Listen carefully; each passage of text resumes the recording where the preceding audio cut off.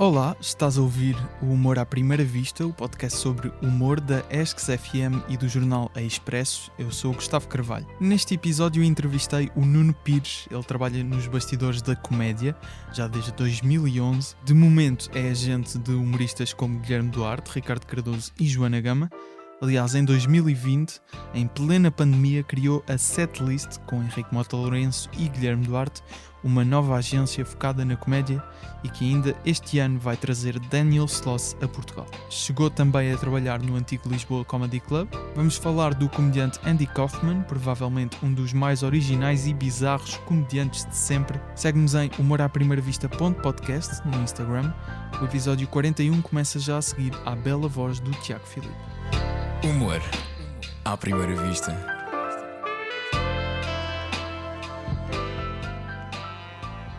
Nuno, muito obrigado por teres aceitado o convite para estar aqui. Estamos a gravar na manhã seguinte a ter estado a uma noite de trabalho, não é? Regresso ao trabalho nos palcos. Certo, finalmente. Porque acredito que antes também tenhas continuado a trabalhar, não é? Mas os teatros voltaram a abrir após este segundo confinamento. Ontem, neste caso, produziste o espetáculo de Banana Papaya. Sim. No Teatro Vilaré para, portanto, salas reduzidas, com público reduzido, com restrições ainda.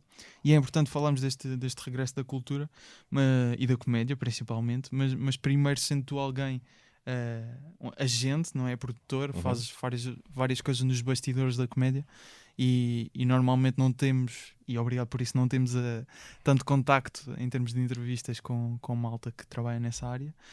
Queria primeiro perceber e contextualizar o que é que faz exatamente um agente de comédia, neste caso tu. Ok, obrigado pelo convite. Sim, não é algo que costumo falar e não estou muito habituado, por isso espero que gostes de um bom desafio. O que é que faz um agente de comédia?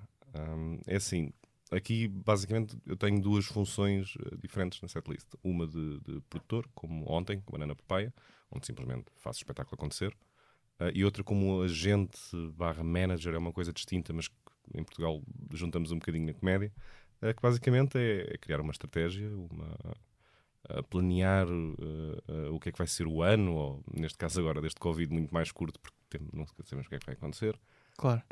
E basicamente é uma estratégia, delinear uma estratégia e fazer acontecer o que nos propusemos. Neste caso, nas funções de produção, consegues dar algum exemplo do tipo de coisas que faças só para percebermos melhor? Falando no dia de ontem, por exemplo, sim. tanto eu como o Henrique, que somos os dois produtores Da Setlist, chegamos ao teatro, descarregamos cenário, articulámos já tudo com o teatro, nomeadamente hora de chegada, quando é que os artistas chegam, quando é que hora de jantar, todas as licenças, seguros, tudo isso está tratado, as bilhéticas todas, ticket lines, os convites, quem é que não está, quem é que não está. Depois basicamente chegamos lá, acompanhamos toda a nossa equipa técnica para a montagem do espetáculo, cumprir o desenho de luz previamente enviado tanto para a equipa técnica como para o próprio teatro, pôr algum tipo de catering, alguma coisa que elas queiram e preparar todas essas coisas que são aplicadas na altura, como disseste, desenho de luz, cenário, etc. Sim, tudo isso é aplicado antes e tudo isso o teatro. Funções vossas também. Sim. De produtor, neste caso. De produtor, exatamente. Ou seja, mandarmos tudo mesmo ao próprio teatro para os técnicos do teatro prepararem o que nós vamos pôr, como para a nossa equipa técnica, que neste caso é a SL Crew, é o nosso parceiro, para fazer acontecer o desenho de luz previamente feito por nós. Ok. E relativamente à parte de agente, como disseste, acaba por coincidir muito, pelo menos cá, certo? Se calhar também porque temos um meio talvez mais pequeno do que... Se calhar, imagino que nos Estados Unidos essas funções sejam adequadas a diferentes pessoas, não é? Mas enquanto agente, explicavas que é, no fundo, criar uma estratégia. Sim. Acredito que isso, enquanto funções de produção, se calhar são mais... até práticas, aí é todo um plano se calhar mais teórico que depois tem que ter uma aplicação. Isso parece-me que talvez seja mais difícil de num primeiro momento conseguir perceber, até porque é uma coisa que não, quanto um desenho de luzes, se calhar há certo tipo de ajudas que consegues ter de pessoas profissionais de luz, não é? E adaptar. Depois, em termos de gestão de carreira, que acho que é aqui este ponto, torna-se mais difícil perceber, porque se calhar para dando o exemplo de pessoas que agencias, o Guilherme Duarte Sim. precisa de um plano e a Joana Gama de outro. Sim, não é? sim. Como é que isso se faz? É assim, idealmente até, ou seja, se o modelo fosse o correto, até havia dois tipos, que é o manager e o agente, onde basicamente o manager é responsável por toda a gestão de carreira e quase uma relação mais próxima com o artista. Ok. Ou seja, quase de ver o que é que ele sente confortável a fazer, ver o que é que faz sentido para ele, e o agente, volume de negócio, trazer marcas, aumentar o volume de negócio. Idealmente seria dividido assim. Ok, então são 3 funções: produtor, agente, Epá, manager, sim, que acabas por acumular aí. sim, agora com o Henrique também dividimos isso de alguma maneira aqui quase, ou seja, se seguimos esta risca, os dois produtores, eu mais manager, ele mais agente. Ok. Ok? Embora, como tudo isto em Portugal não se aplica, acabamos todos por fazer um bocado o mesmo, acabamos todos Certo. de ir para o mesmo lado. Mas sim, o Guilherme tem uma estratégia que delineamos ao ano, sempre, que tem, curiosamente, tem acontecido sempre tudo o que nós pensámos em fazer. Às vezes puxamos umas coisas para a frente, outras para trás, mas conseguimos sempre mais ou menos criar o que nos propusemos. A Joana outra e mesmo o Ricardo outra. Sim. E já agora para também nomearmos todas as pessoas que estão na setlist, se não estou em erro, já disseste o Ricardo Cardoso, a Joana Gama, Guilherme Duarte, Banana Papaya enquanto espetáculo, certo? Certo. Depois o Que Subtil O que subtil. e Gigel. E Gel. Gel que é mais recente, acho que ainda não. É o mais recente, sim. Mais recente, É o sim. mais recente. Foi só mesmo a partir de 2021. Entrou este ano. E depois, se não estou em erro, pelo que eu percebi também, pelo que vi no site da setlist, acabam por ter certos trabalhos que fazem com o Guilherme que no Gel se calhar só trabalham numa área especificamente, Sim, certo? Por exemplo, num se calhar é só ajudar a produzir os espetáculos ao vivo, no outro tem a parte do agenciamento, certo? Certo. Ou seja, enquanto o Guilherme, também pelos anos que eu já sou agente com ele, Já são quantos? Já bastantes. Desde que ele começou a fazer stand-up. Não, ele já fazia há algum tempo. Ou seja, e mesmo Ok. ele já tinha, quando eu ainda estava no meio termo, e o Guilherme também, Foi na diria altura do- 3, 4 anos. Ok. Alguma coisa. Ele já fazia para aí há 2. Uma Ok, coisa ok. assim. E já tinha algum tipo de notoriedade, que eu lembro-me disso. Não Uhum. foi, ou seja, não posso dizer que como muitos agentes fazem, que antes de eu aparecer, não se aplica. Não se aplica. Mas estavas a dizer relativamente às diferentes tarefas que tens que fazer com cada tipo de pessoa que Sim, está na setlist. neste caso, por exemplo, o Gel, o que nós achamos que fazia mais sentido, porque assim, é o Gel, tem um universo muito próprio, é alguém que tem tantos anos disto como eu de vida, provavelmente Sim. mesmo. Não há ali, ou seja, temos uma experiência grande em termos de espetáculos ao vivo e de digressões, e isso é o que podemos acrescentar ali. Ou seja, ajudar a construir um espetáculo e vender esse espetáculo e produzir esse espetáculo. Isso é o que nós nos propusemos ali. O Guilherme não. O Guilherme é mais, é todas as vertentes, é all around, desde manager, agente, produção, tudo. O Gel não, é mais numa ótica de produtora de espetáculos. Obviamente que opinamos sobre tudo, porque somos amigos, já o conheço há alguns anos. Uhum. E temos essa vontade, mas o foco para já é uma coisa que pode ser alterada e que pode evoluir, e nós trabalhamos para isso, é trabalhar nos espetáculos ao vivo e criar um conceito de espetáculo com ele. Ok. Neste caso associado a, não sei se podes falar disso ou não, mas o Gel chegou a dizer até numa conversa com a ESCS FM, lembro-me na altura, que tinha mais ou menos alguma ideia de tentar pegar no tio Gel, na personagem, tentar aplicar, quem sabe, a espetáculos de comédia. Sim. É algo que está previsto.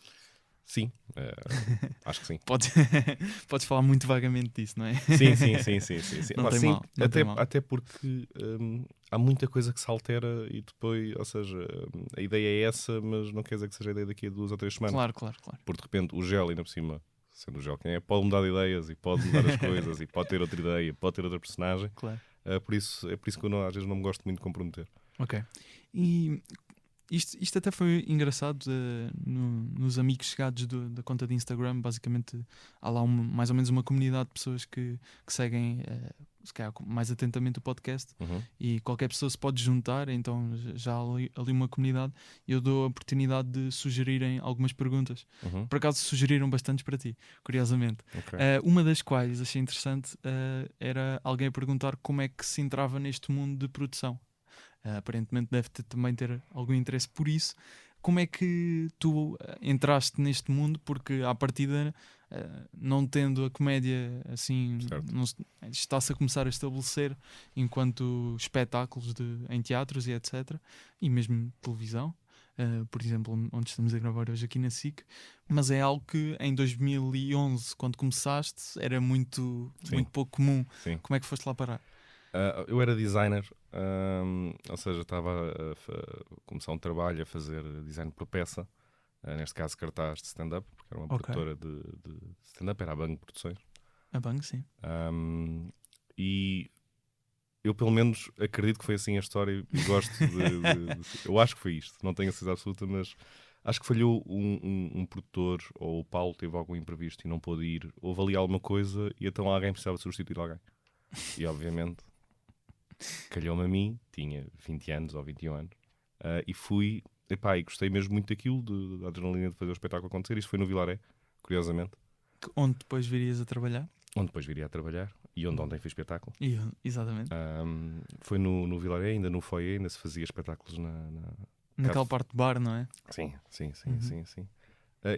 E foi assim, e gostei daquilo, percebi que ali também podia estar ali uma fonte de rendimento que achava que podia ser boa e que não era uma seca como era design. E depois como é que aprendes acredito que na altura também não existissem ainda assim tantas produtoras como se calhar já temos hoje, com vários humoristas e várias experiências. Uhum. Tem que ser um bocado a ir experimentando, tentativa e erro. Certo, eu tive muitos anos, ou seja, metade da minha carreira, embora odeie a palavra, a aprender, ou seja, de não saber bem o que é que estava a fazer e a aprender com os erros e a aprender com o que me diziam e absorver várias experiências, tanto por várias produtoras que eu passei na altura, até agora achar que mais ou menos que é assim que se faz, mas que se calhar daqui a 5 anos posso perceber que não. Mas foi um bocadinho de learning by doing. E também há também um bocado, se calhar aqui até aplicando a comediantes, que obviamente se fores consumindo comédia vais conseguindo encontrar alguns padrões de como é que isto se faz, Uhum. como é que se faz stand-up, etc, como é que se escreve.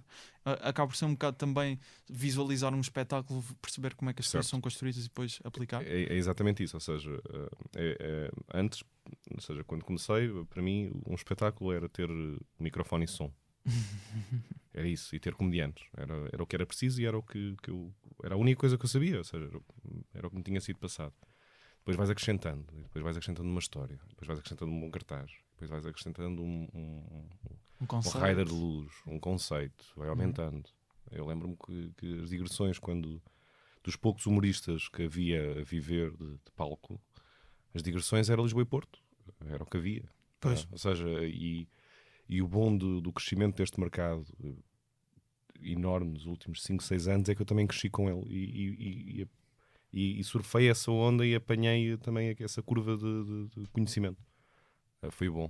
E não sei bem dizer como se começa nisto. Acho que é chatear quem diz o direito. Agora há muitas produtoras, há muitos produtores. E há falta de gente para produzir espetáculos? Ou, por exemplo, esta pessoa que perguntou isto, se estiver assim tão interessado, achas que pode eventualmente conseguir?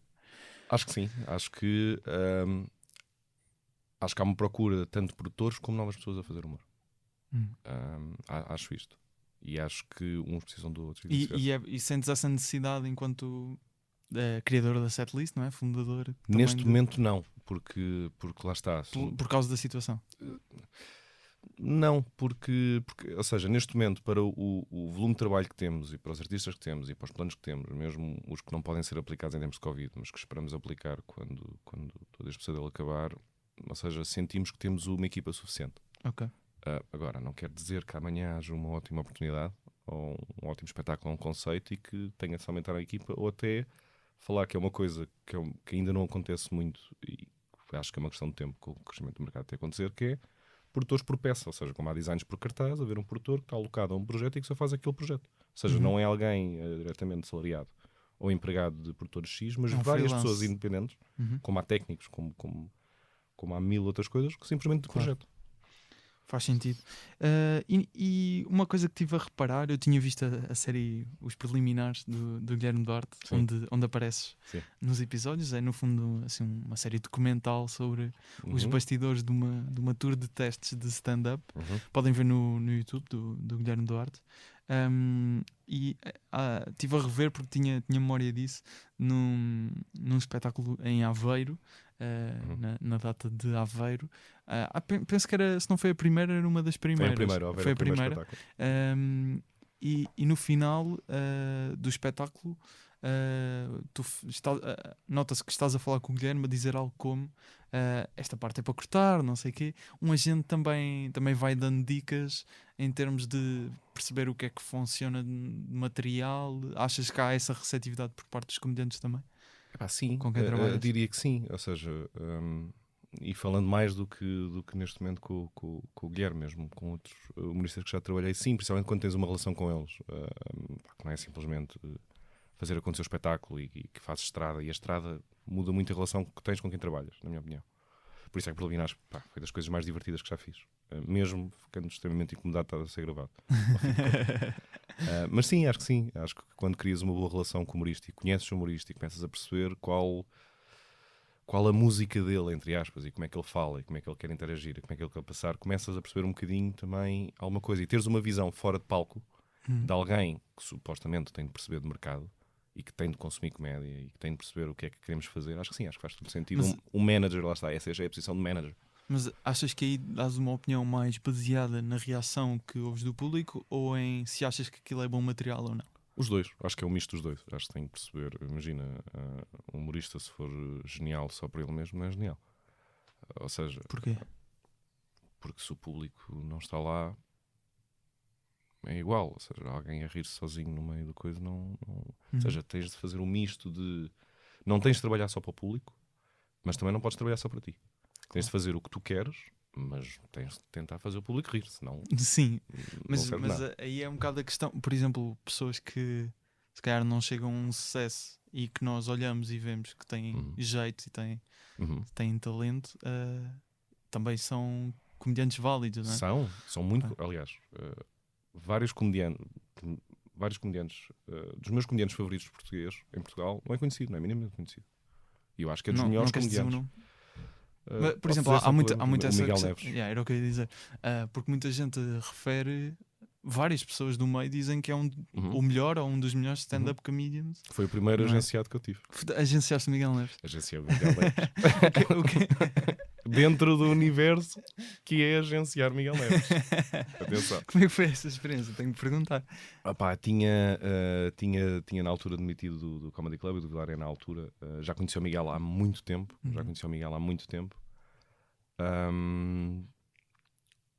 E falámos e achámos que fazia sentido. Eu achava, como a maioria das pessoas que se o vir atuar, acha que é um comediante ótimo. E achava que sim, que tinha potencial e que era uma questão de organizar algo que era, na altura, acho que agora não é a situação, mas na altura era completamente impossível e verificou-se isso num par de meses, que era completamente impossível organizar o Miguel naquela fase. Acho que agora não, mas lá está, acho que é dos melhores comediantes que aí anda agora.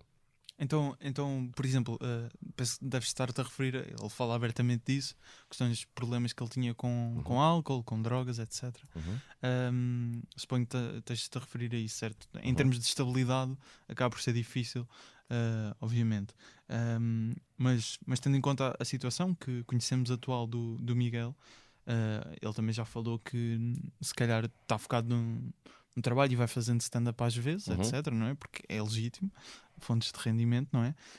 Mas não achas que, por exemplo, agora investir no Miguel Neves sabendo que ele é um bom comediante não faria sentido? Não sei responder a isso. Porque é diferente e depois, lá está, a partir do momento que tu quebras a confiança de alguém. E eu adoro Miguel, sempre que estou com ele fico genuinamente feliz de o ver. Ou seja, é ali ou seja, estou poucas vezes com ele, mas quando estou, é das poucas pessoas que fico genuinamente feliz de ver. Mas acho que depois de várias coisas e de já terem passado anos, e há outra coisa que é, há humoristas que não precisam de um agente. E achas que ele não precisa? Não. Porquê? Porque acho que o Miguel está a fazer o que quer, como quer. Ou seja, não acho ali uma necessidade que ele tem de ter um agente. Porque lá está, ele faz, é o que estavas a dizer, ele vai fazendo humor, vai fazendo outras coisas. Uhum. Acho que é a solução ideal. E acho que faz todo sentido para o Miguel. Por isso acho que não, acho que ele não precisa de um agente, acho que ele precisa de muitos bares e de muito movimento de mercado a acontecer e deixar as coisas ir acontecendo. Ok. Já agora, que mais humoristas? Eu tenho noção de alguns, mas não tenho noção de todos. Quem é que já tiveste em carteira? Acho que é assim essa expressão que vocês costumam Em usar. agenciamento não tive mais dos que falámos.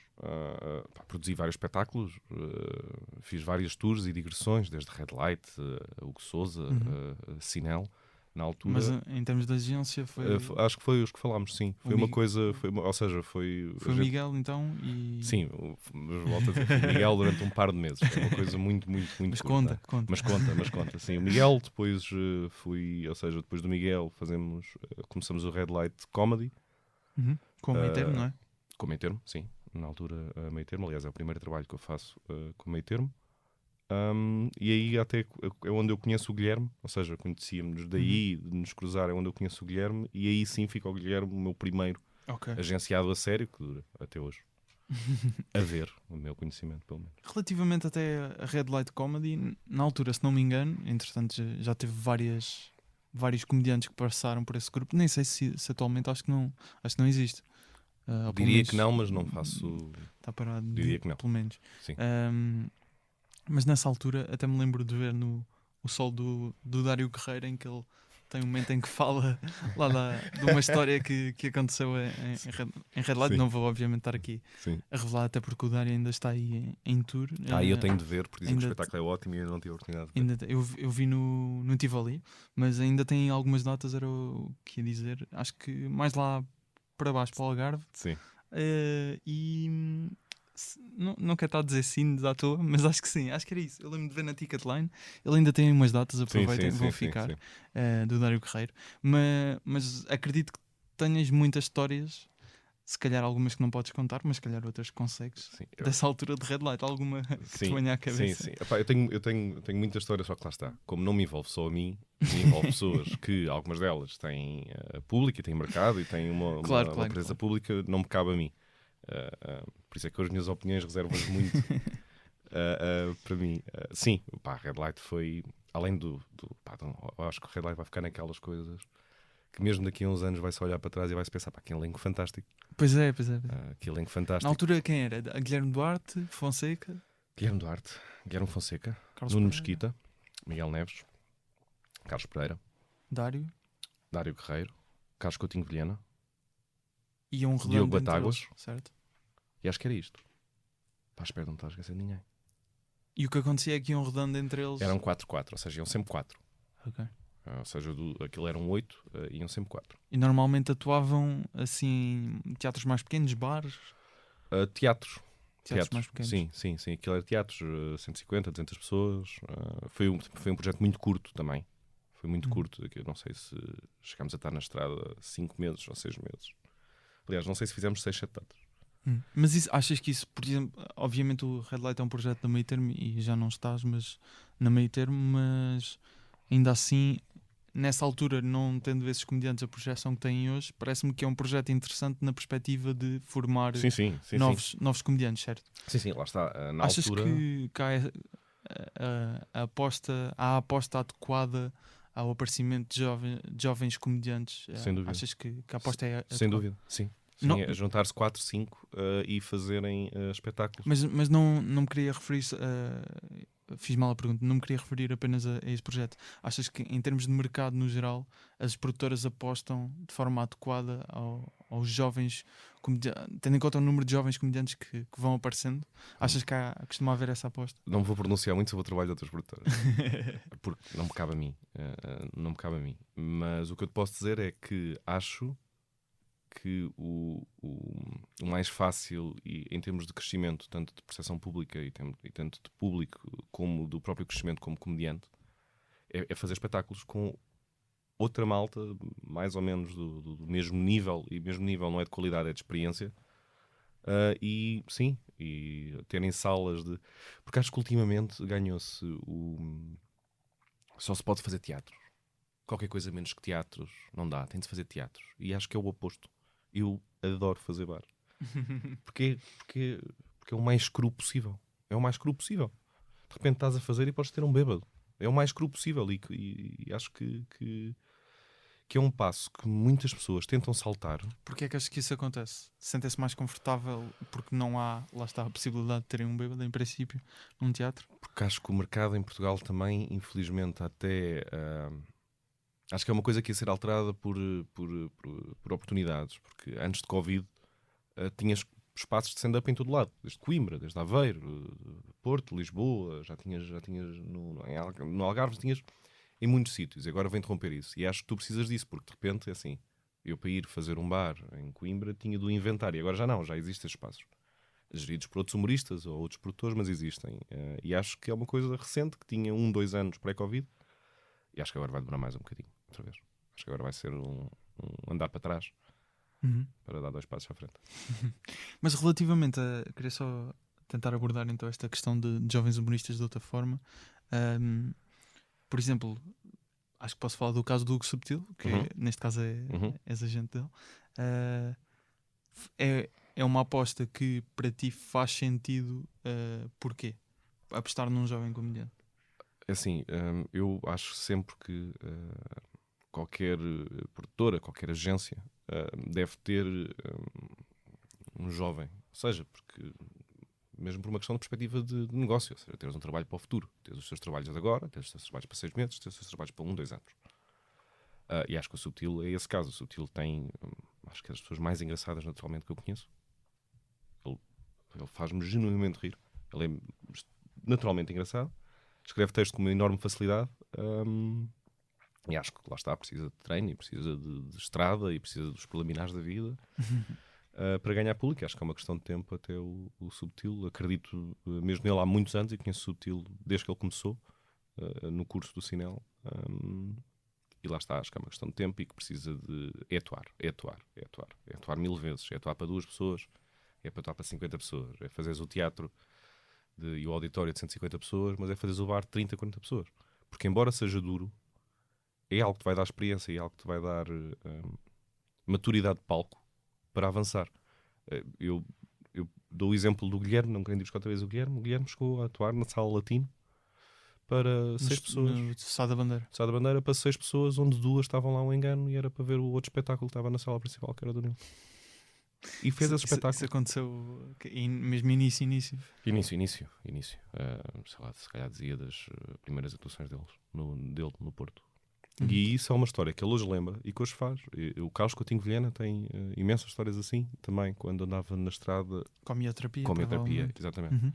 E isto são coisas que te ajudam a crescer e te ajudam a perceber de onde é que vens em termos de palco, em termos de carreira. E para onde é que vais? E acho que é muito importante e acho que é um passo que se salta muito. Façam bares, façam sítios. Eu estou indo para 10 pessoas, eu estou indo para 20. Acho que para quem está a começar, não querendo aqui fingir que sou o professor ou que sei mais que os outros, é fazer o máximo que puderem com condições mínimas. Ou seja, não estou a dizer para irem para a rua em cima de uma grade de imperiais e começarem aos gritos. Terem condições mínimas, terem um microfone, estarem iluminados e terem um palco ou um mini palco ou qualquer tipo de coisa que ajude a sobressair e fazer. Acho que isto é o que tem de acontecer. Mas depois, em termos de... Obviamente isso é importante para se estabelecerem como bons stand-up comedians e aperfeiçoarem aquilo que fazem em palco.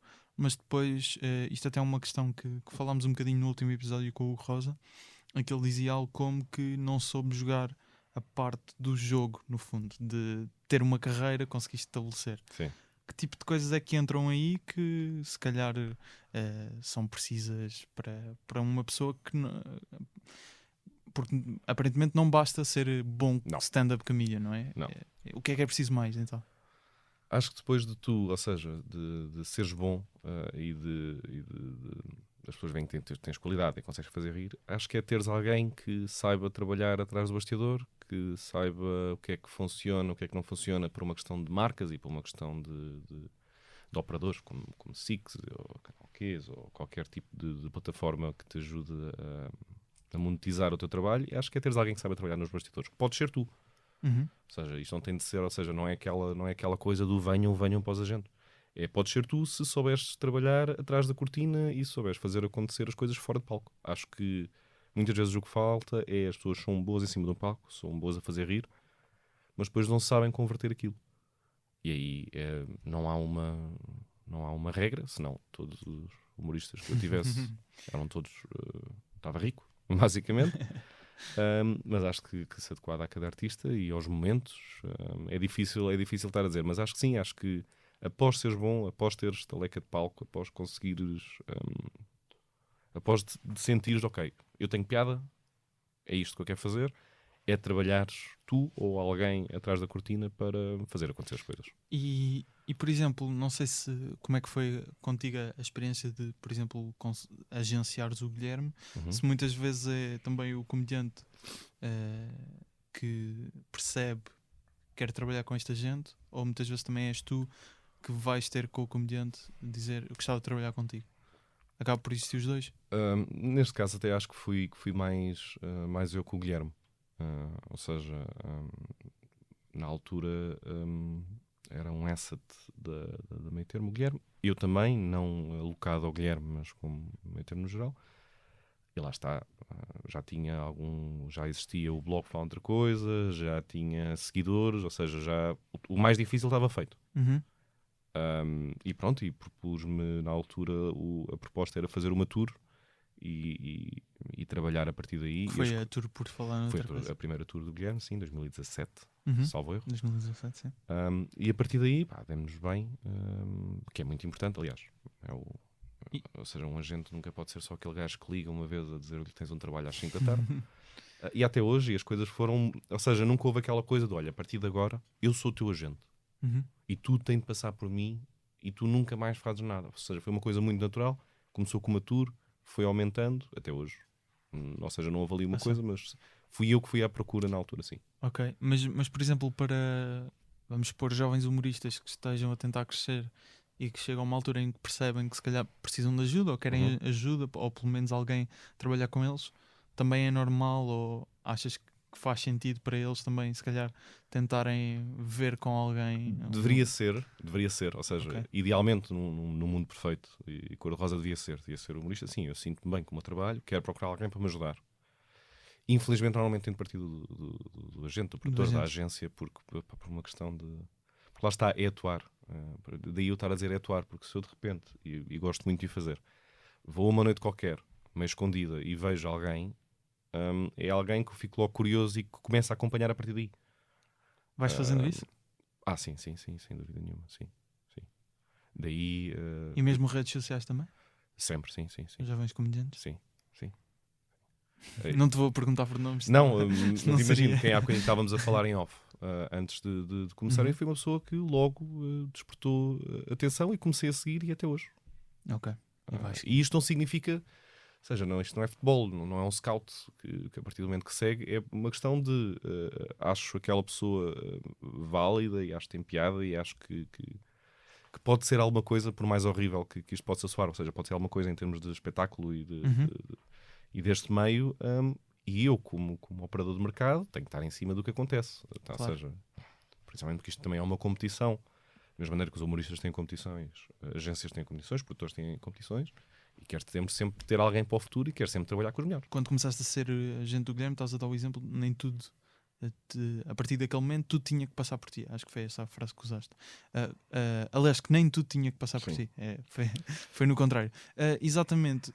Por exemplo, enquanto agente, para além e produtor, para além da parte dos espetáculos, gestão de carreira, muitas vezes, por exemplo, mesmo dar entrevistas, por exemplo, viram o podcast. Isso é uma questão que tem que passar sempre por ti, por exemplo? Achas que sim? Hoje em dia sim. Ou seja, lá está, eu na altura também não tinha... Ou seja, enquanto hoje tenho 3, 4 anos de experiência de agenciamento, na altura tinha o Miguel Neves como experiência de agenciamento. Hoje sim, por uma questão simplesmente de organização. Opá, não queres dizer, imagina, tu és amigo do Guilherme, Uhum. ou seja, falas com ele diariamente. Também não faz sentido, tu que és um amigo dele, agora tens de falar comigo para marcar para ele vir aqui. Uhum. Por exemplo, há coisas que não fazem sentido. Agora, por uma questão de organização, em termos de agência, em termos de gestão da carreira dele, Tens pelo menos estar informado. hoje em dia tem de passar tudo por mim, nem que seja depois um segundo contacto já ser meu. Ou seja, Uhum. tu, Guilherme, quer ir aqui. Ok, espera aí, deixa-me falar com o Pires. O Pires liga-te e trata disso. Por uma questão de organização, porque de repente pode acontecer, como já aconteceu em alturas passadas, que é uma agência, uma marca contacta-me a mim, contacta ao Guilherme e de repente estamos os dois a falar do mesma pessoa, A tratar do mesmo a tratar do mesmo assunto. Pois. Ou seja, por uma questão de organização, tudo Claro. tem de estar canalizado pelo agente ou pela produtora. Sempre. Nem com o primeiro contato, mas também não faz sentido que tu, amigo do Guilherme, não o possas contactar Uhum. aí, porque aí é o papel do Guilherme e é o que o Guilherme faz. Ele é que reencaminha para mim. Mas o primeiro contacto faz todo sentido. Depois há aquela velha máxima, que é artistas falam com artistas, agentes falam com agentes. Porque é verdade, não faz sentido agora qualquer... O Hugo Sousa, aliás, o exemplo do podcast do Hugo Sousa. Queria convidar Certo. o Guilherme. É óbvio que o Hugo falou com o Guilherme. Claro. São amigos, porque é que teria de falar comigo? Eu também sou muito amigo do Hugo. Ou seja, depende de caso a caso. Agora, um Claro. desconhecido, sim, tem que passar por mim. Claro, Por claro. uma questão de organização. Faz sentido. Estavas a dar o exemplo de... Antes tinhas o Miguel Neves, agora tens o Guilherme. Estamos a falar muito do Guilherme, vamos começar a dar outros exemplos. Sim, a Joana Gama, por exemplo. A Joana Gama, por exemplo, o Ricardo Cardoso. Uhum. Relativamente a agenciados que tu tens, isto pode não ser óbvio para todas as pessoas, Uhum. só para esclarecer. Obviamente um agente ganha uma percentagem Uhum. daquilo que o comediante consegue fazer. Uhum. Portanto, também acaba por ser mais benéfico para a produtora, para o agente, quando, em termos de nível de número de agenciados que conseguir ter, em princípio, consegue faturar mais e isto acaba por ser um negócio, não é? Epá, sim. E porque repara, se imagina que eu agora sou teu agente e que só ficava com uma parte, só ficava com espetáculos empresariais. Os espetáculos ao vivo são teus. Não faz sentido. Porque de repente uma marca pode estar a contactar por duas coisas e estás a competir contra ti mesmo. Pois. Ou seja, e claro, ou seja, não vamos ser aqui. Mas essa divisão existe? Não. Ou... Não. Não, Normalmente não é prática, Não, certo? não é, ou seja, não é fazível, não faz Claro. sentido nenhum. Não acontece. Ou seja, o agente tem de ficar com o volume de trabalho do artista. No seu todo. No seu todo. Porque repara, porque senão é impossível. Porque se eu aumento, o meu trabalho é aumentar a notoriedade do artista. E se eu aumento a notoriedade do artista, outras valências também vão ser contactadas porque a notoriedade do artista mudou. E eu, devido ao meu trabalho, e por isto é um negócio, tenho de lucrar com isso. Claro. Porque no fim de contas, isto é um negócio. Sim, no fim de contas, as pessoas têm que. Certo? Não só os comediantes viver, mas Certo, também certo. E os sim, agentes. e os repara, e produtores. como percentagem sobre artistas, Uhum. nós temos de ter o máximo volume de trabalho para todos os artistas. E estava aqui a pensar, tendo agenciados tão diferentes, e não vou dar o exemplo do Guilherme outra vez, mas por exemplo, a Joana Gama. É o Ricardo. Que são, Joana Gama e o Ricardo são totalmente são diferentes. opostos. não é? São opostos. Sim, em tudo. Método trabalho, certo, comédia, certo. tudo. Sim. Mas pensando, por exemplo, Joana Gama e Ricardo Cardoso, Uhum. obviamente tem que haver uma estratégia diferente e trabalham em plataformas diferentes Uhum. e têm backgrounds diferentes. Tens que muitas vezes, se calhar, dar um tipo de conselhos à Joana e se calhar ao Ricardo dar o conselho contrário. Sim. Ou seja, Supor. isto aqui, Como é que, no fundo, como é que traças esse plano? Em que é que te baseias normalmente? epá, imagina, não é mais complicado como nós estamos sentados. O que é que vamos fazer este ano? O que é que vai ser Ricardo Cardoso este ano? Qual é a meta? Queremos chegar à meta X. Ok. O que é que precisamos fazer para isso? Não é mais que isto. Mas isso acontece, portanto, uma reunião Sim, com presencial todos. para tentar Ou seja, definir no início do ano? Okay. Sim, ou seja, volto a dizer, isto com Covid não se aplica porque Claro. não dá. Mas normalmente são planos anuais que fazemos com cada artista, onde a primeira pergunta é onde é que quer estar ao fim do ano? Quer estar o quê? Quer estar pronto para um solo? Quer estar com X seguidores? Quer estar com X subscritores? O que é o teu ano? E depois, a partir daí, a partir da resposta a esta pergunta, traçamos um plano que os permite, na nossa ideia e na deles também, uma coisa sempre Imagina o que era agora ser do plano do Ricardo, estar a fazer rádio. Não faz sentido, nunca foi o percurso. Ou seja, Certo. adaptado à realidade de cada artista. Mas não é mais do que uma conversa e onde é que vamos estar para o ano? Por exemplo, agora o Guilherme Duarte teve o Dr. G. Uhum. Ou seja, no início do ano definiram, eventualmente uma reunião, Sim, ter um projeto online, exatamente. obter mais seguidores, Exatamente. fazer um projeto com uma marca, Correto. porque obviamente Foi exatamente isso. foi isso. Foi exatamente isso. Ou seja, o Dr. G era uma coisa que já estava na gaveta há muito tempo. Uhum. Há muito tempo. Desde o primeiro sol que tínhamos a rúbrica Dr. G momento, sim. E o Guilherme já tinha no blog? E o Guilherme já tinha no blog e já Uhum. tinha o livro. Exatamente. Ou seja, já era uma coisa que tinha na gaveta há muito tempo. Porque, imagina, o Guilherme, por acaso os três, o Ricardo, o Guilherme e a Joana, têm muitas ideias. Que nem sempre é bom. Que nem sempre é bom. Difícil orientar e perceber qual é que é, se calhar. Sim, aquela e aquela que tens de aplicar. ter a frieza do, olha, isto é muito, muito bom, mas não é para já. E de repente tens de ter a coragem de guardar uma ideia que toda a gente ali sabe que é muito boa, com o risco de outros fazerem, que acontece também muitas vezes, na gaveta.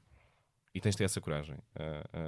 No caso do Dr. G foi exatamente isso. Ou seja, antes de Covid era uma coisa que já sabíamos que queríamos fazer, era uma coisa que queríamos, ou seja, o início da estratégia, o YouTube Guilherme começa com preliminares. Ou seja, sabíamos que estávamos ok em todas as outras redes, sabíamos que estava a acontecer.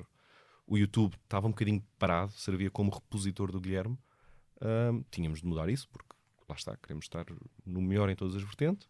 Preliminares começa isso, sabíamos que o Dr. G ia ser a seguir e neste momento estamos a trabalhar no outro, no próximo. Para o YouTube também. Vamos ver. mas, por exemplo, Dr. G que vem associado a uma marca, Uhum. isso também é parte de. Na reunião vocês perceberam que tipo de marca é que funciona, tu entras em contacto. Epá, sim, certo? aqui alterou-se um bocadinho o plano com a criação da setlist, que foi uma coisa que sabíamos que ia acontecer, Que foi em 2020. que foi em 2020. Deve estar quase a fazer. Vai fazer um ano no verão. No verão, sim. Penso que é em junho. Sim. Adoro que saibas mais da criação. Não, fui ontem ver. Ou seja, a criação da setlist também alterou isso tudo, porque sabíamos que ia acontecer, sabíamos que ia haver uma construção de uma marca, de uma plataforma que nos permitisse trabalhar como nós achamos que se deve trabalhar. E por isso também, quando entra o Henrique, que aqui tem um. Que já agora, deixa-me só acrescentar, já falámos várias vezes do Henrique, que já esteve cá no podcast já durante o primeiro confinamento, penso eu, e que vocês tinham trabalhado na segunda tour, digressão. na segunda tour, só de passagem. Sim, é que eu conheço com o o Henrique, exatamente, e depois, entretanto, fundaram a Sim, setlist. fundámos a setlist há um ano, lá está, em pleno Covid, porque era o que ia sempre acontecer, ou seja, e acho que era uma coisa que adiar, uma coisa que ia sempre acontecer, não fazia sentido. E sim, e entra o Henrique, que tem ele gera marcas e consegue, e tem uma visão para marcas espetacular. Em equipa fazemos o pitch à Control, que foi uma ótima marca para se trabalhar, ou seja, carta branca total, que é algo raríssimo, é algo mesmo muito, muito raro. Não ficaram incomodados com quase nada da Quase. Control. É pá, sim, uma santa com anel vibratório, difícil não chocar qualquer marca. E atenção que no Dr. G, sempre que aquilo era ligado a um riso estúpido atrás, e sou sempre eu. Como se fosse uma criança de 2 anos a ver aquilo que se ri sempre daquilo. Sim, aconteceu. Por isso, é uma questão de sentarmos à mesa, vemos o que é que faz sentido e trabalhamos a partir daí. Por exemplo, agora com a Joana e com o Ricardo, foi uma coisa do género, malta, vamos agora, em vez de fazer um plano de um ano que é completamente imprevisível e que pode mudar de estado de emergência em estado de emergência, vamos trabalhar num projeto de cada vez. No caso da Joana, o Banana Papaya e uma outra coisa que esperemos anunciar brevemente. Muitos projetos, então. Não, ou seja, coisas normais, porque repara, os artistas têm de atuar. Não, digo de uma forma geral, o setlist este ano vai apresentar vários projetos. Epá, sim, esperamos que sim. Não lhes chamamos projetos, mas vamos apresentar vários espetáculos. Queremos sempre ter com espetáculos na estrada com todos os artistas que temos. Ou seja, acho que temos de estar sempre todos a trabalhar, e quando eu digo todos, é os artistas com quem trabalhamos também. O Ricardo era os insultos, e um outro conteúdo que também estamos a trabalhar, e vamos a trabalhar em parceria com uma outra agência, que é a Mohito. Por isso sim, acho que agora gostava muito de, em janeiro ou em dezembro deste ano, estar a fazer um plano anual com todos os nossos artistas. Sendo que, mais ou menos, já temos uma ideia do que é que queremos fazer, porque as coisas vão se desenvolvendo naturalmente. Por exemplo, ia pegar outra vez no Guilherme Duarte, parece que está a ser um episódio. Certo, opá, também É normal. é normal. Sou claro. agencio o Guilherme há alguns anos. Claro, mas por exemplo, estava aqui a pensar, porque até na altura do Só de Passagem fiz uma reportagem nos bastidores. Até não sei se quem está a ouvir chegou a ver, mas podem até ir ao Instagram, lá no link tem lá acesso a essa reportagem e podem ficar a conhecer algumas das coisas que se passaram nesses bastidores, Sim, até sim. de Nuno Pires. Sim. Algumas coisas bem interessantes. E por acaso, honestamente, foi das reportagens que mais gostei de fazer, assim, a primeira de bastidores, até de comédia, que fiz. Sim, mas ajudaste-me a odiar ouvir-me e ver-me, só para saber. Ver-me, a culpa não foi minha. Certo. Foi Tiago Filipe e Beatriz Casabranco que trataram das fotos, e muito bem. Mas o que eu ia dizer, entretanto, já sei. O Guilherme teve, portanto, preliminares, e depois, no fundo, consagrou esse material com Só de Passagem. Acredito que também, para a estratégia enquanto carreira do Guilherme, um futuro solo esteja obviamente nos planos, portanto... Acho que é mais estratégia para todos. Ou seja, acho que todos os artistas têm de ter testes antes de fazer. E acho que todos, ou seja, não todos. Mas a minha pergunta, só para também não ter problema, num futuro próximo, quando for possível, obviamente mais uma sessão de preliminar está pensada? Sim, não sei se aqueles preliminares, ou seja, se vai ser exatamente igual. Porque vocês também chegaram a fazer, quando reabrimos no Teatro Maria Matos, o Guilherme numa versão diferente, acredito como uma solução para não estar parado e testar material. Foi exatamente isso, ou seja, o Maria Matos foi um teatro que queríamos trabalhar, era um teatro novo da Força de Produção, ou seja, era algo que queríamos trabalhar e que também para nós foi não estar parado e uma estreia oficial da setlist como produtora e como operadora de espetáculos. Foi isso. Em relação a preliminares, acho que todos os artistas têm de ter os preliminares, seja preliminares ou outra coisa qualquer. E pelo menos é isso que nós tentamos passar, porque acho que o país com um solo é o melhor da nata. Ou seja, um solo não é uma hora de texto. O solo é o melhor que tu tens a apresentar ao teu público. Isso para mim é que é um solo. E isso para mim é que justifica a digressão. Mas ainda assim, eu percebo o que estás a dizer e concordo. Preliminares, penso que teve mais ou menos quantas datas de teste? Eu diria 11. 11.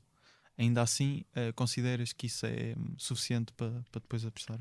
Não, porque ele não testou só aí. Testou em Maxime, testou em vários eventos que somos contactados por outras agências ou por festivais ou o que for. Então, mas tens mais ou menos uma noção de quantas vezes é que estamos a dar o exemplo do Guilherme? Não, sei lá, atirando barra à parede dizia, sei lá, 20, 30, mas não te sei bem dizer, 20, entre 20 a 30. Era o que eu dizia. Consideras isso suficiente? Ou é o melhor que se consegue fazer? Não há um número, ou seja, não há um número. Primeiro, o Guilherme escreve muito, ou seja, tínhamos muita coisa. O Guilherme tinha muita coisa escrita, desde as crónicas, desde a antena, ou seja, o Guilherme ele escreve mesmo muito. Ou seja, também é fácil, porque uma coisa é tu testares 20 ou 30 vezes o mesmo texto. E não é suficiente, porque aí conseguiste 15 minutos. Uma coisa é experimentares 20 ou 30 ou 40 vezes, 2 horas, 3 horas de texto, e dessas 3 horas ficas com 50 minutos de texto. Que é entre rúbricas e entre outros à parte, como música, é o texto do Guilherme. São 50 minutos, 60 minutos. Pelo menos nestes últimos 2, o próximo logo se vê. Por isso não há um número mágico, acho que é até tu sentires, exato, é isto que eu quero apresentar. E depois ainda há os testes, infelizmente, de tour, porque um solo só está fechado depois de 10 vezes. Porque depois ajustas sempre aqui, ajustas sempre ali, mudas uma coisa, acrescentas algo. Por isso mesmo o solo na sua estreia nunca é um solo fechado, infelizmente. É a 10ª, No caso da última digressão, sentimos a metade, passado 15 datas, é isto. Por exemplo, lá fora, estava aqui a lembrar, muitas vezes acontece, obviamente, lá fora, estou a dar o exemplo dos Estados Unidos, que é incomparável, Que é mas, incomparável. acontece muitas vezes comediantes terem assim uma data em que vão testar o solo todo, Uhum. ou pelo menos o material, se calhar não Uhum. com as configurações depois de teatro, etc. Achas que isso em Portugal ainda não é Ainda, execuível? acho que ainda não estamos lá. Porque se qualquer stand-up comedian se vai e vai experimentar o solo na sua íntegra, acho que grande parte do público ainda não percebe que aquilo é um teste e vai achar que aquilo é o solo. Repara, mesmo às vezes espetáculos com 2 anos de diferença ou 3 anos de diferença, há público que pensa, já vi isto. Com nomes diferentes, com cartazes diferentes, com tudo diferente. Só porque é o mesmo artista, Porque é o não é? mesmo artista, ou seja, para mim, eu já vi Guilherme Duarte uma vez. Agora, Já chega.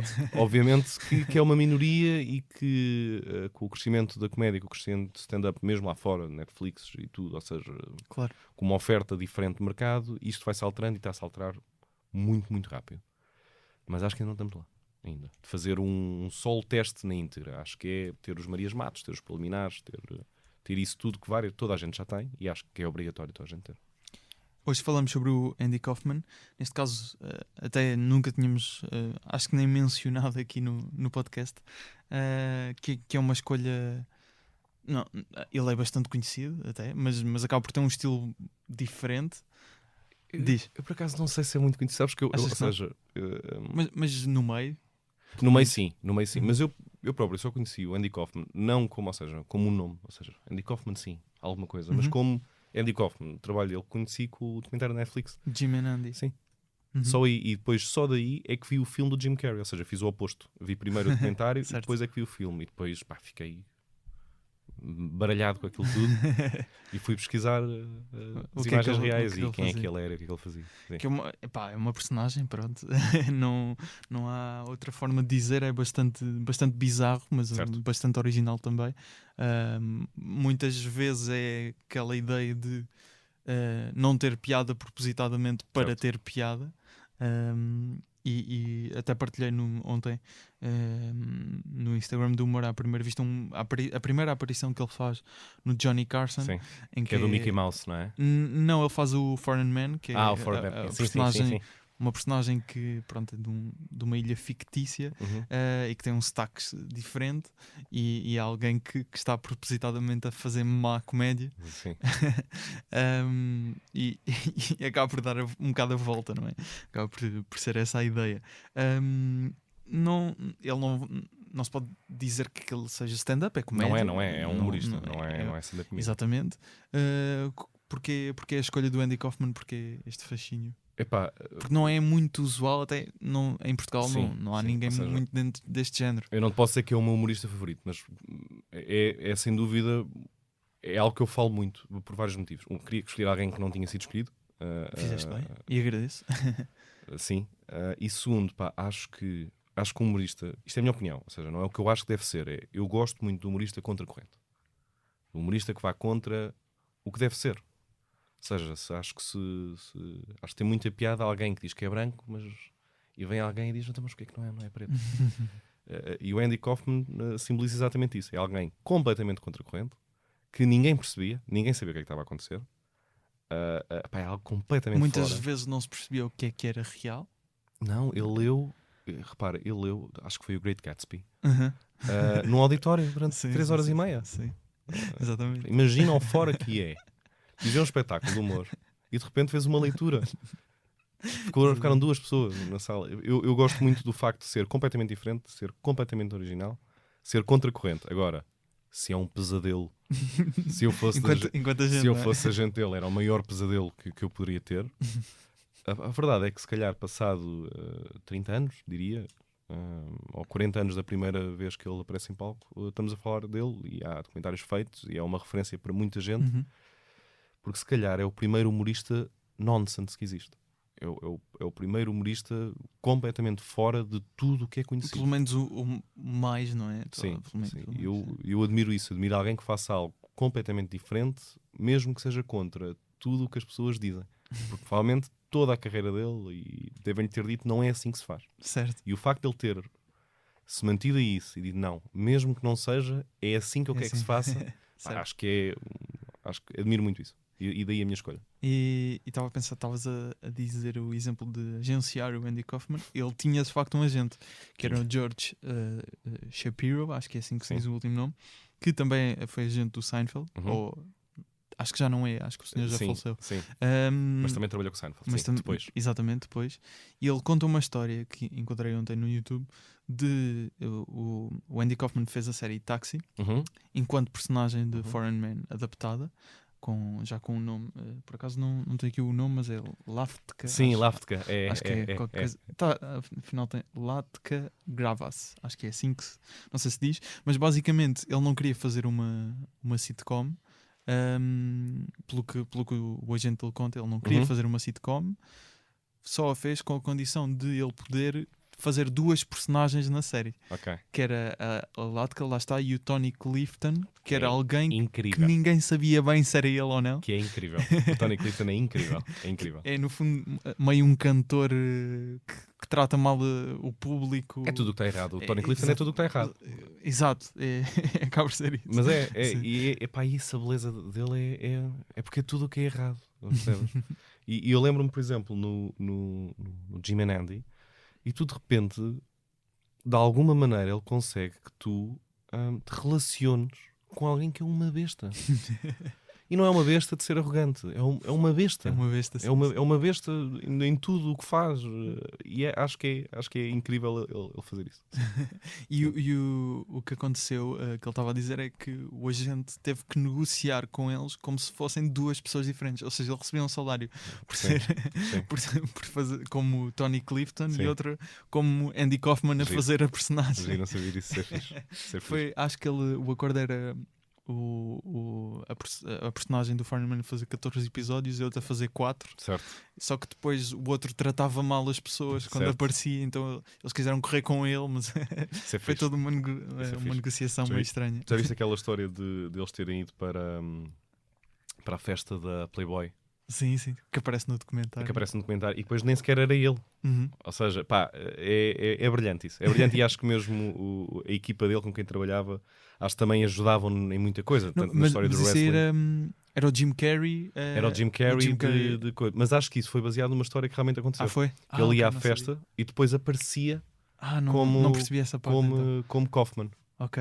Ou seja, embora acho que é uma referência a isso, eu tenho ideia que sim. Ou seja, não sei se era a Playboy em questão, mas era coisa assim que ia como, as pessoas já sabiam que era mais ou menos ele e depois aparecia ele igual. No documentário vemos isso, que é, lá está, o convite da Playboy, e era a pessoa que escrevia com o Andy Kaufman, que vai como Tony Clifton, e as pessoas acharem que era o Jim Carrey, e depois o Jim Carrey entra na festa e expulsam o Tony Clifton porque percebem que é alguém a fingir.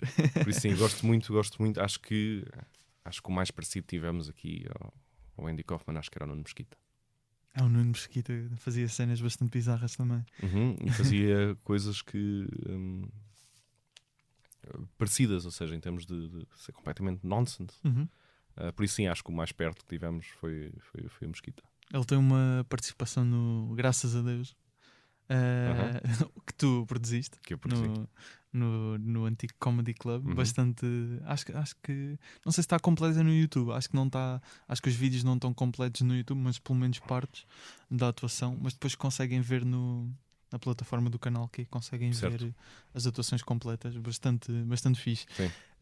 Tu escolheste um certo, aqui é difícil escolher beats, obviamente, mas escolheste um certo de um momento com o Jerry Lawler, acho que é assim que se diz, que era wrestler. Basicamente o Andy Kaufman às vezes propunha-se e fazia wrestling com mulheres. Com mulheres. Agora imagina isso nos dias de hoje. Imagina isso, tanto o Tony Clifton como isso nos dias de hoje. Certo. Mas consegues contextualizar aqui só basicamente este contexto? Sim, não dá obviamente para passar tudo, mas... Isso é no Letterman, salvo erro. E basicamente aquilo já tinha, ou seja, ele construiu ali a personagem do Andy Kaufman Wrestler em duas camadas, onde ele era o vilão. E eu acho que o genial disto é que, sendo ele o vilão, ele percebeu que precisava de criar um vilão ainda maior. para sair por cima. Porque depois, ou seja, tu no fim de contas tens sempre de sair por cima. Porque é comédia e tens de o fazer, ou seja, tu nunca podes ser o vilão. Neste caso, e eu acho que eu escolhi este beat exatamente por isso, porque acho que ele tinha aquilo, ou seja, ele era o que falava mal das mulheres, o que gritava com as mulheres, o que queria bater em mulheres. Mas de repente precisa de criar uma personagem que é pior que ele, que é quem o agride no meio do Letterman, no programa, se calhar, dos programas com mais audiência na altura. Tudo combinado, absolutamente tudo combinado. O Jerry Lawler. Lawler, sim, wrestler acho que é WWE. Sim, sinto que quem gosta de wrestling vai nos massacrar, porque estamos a massacrar sim. O nome do senhor. O nome do senhor, sim. Tudo combinado com ele, eles depois fizeram espetáculos, vamos chamar assim, não é? Onde ele aparecia e escolhi o clipe por causa disso, porque da genialidade dele, preciso saber que precisava de um vilão maior do que ele era para sair por cima. E depois, inclusive, eu estava no documentário, o Jim Carrey teve aquele foi bastante psicótico, porque Sim. ele encarnou mesmo o Andy Kaufman como as pessoas o viam, não é? Portanto, ele estava sempre em personagem, Certo. no set de gravações, e as pessoas até diziam que aquele é que foi o verdadeiro filme, era lidar com ele nas gravações. Portanto, ele a contracenar com o Jerry Lawler, que aparece no filme a fazer dele próprio. Exatamente, também queria os mesmos... certo. No fundo, andar à porrada com certo. ele. Sim, queria os mesmos mecanismos que o Andy Kaufman usava. usava. Levou montes de processos, o filme, desculpa, a produção. A produção teve exatamente. imensos processos, porque era caótico, imagina. O stress que foi. O stress que é para tudo, porque ainda por cima eles dividiam personagens, como Lafka, como Kaufman e como Tony Clifton. Ou seja, e tinhas de lidar com três pessoas, já para não falar de Jim Carrey, que também estava à beira de uma depressão na altura, ou seja, é o pior pesadelo. Claro. É o pior pesadelo de uma produção, ou seja, tens todos os fatores que permitem aquilo ser péssimo. Por isso é que eu gostei. Mas sim, depois acho que eles também falaram.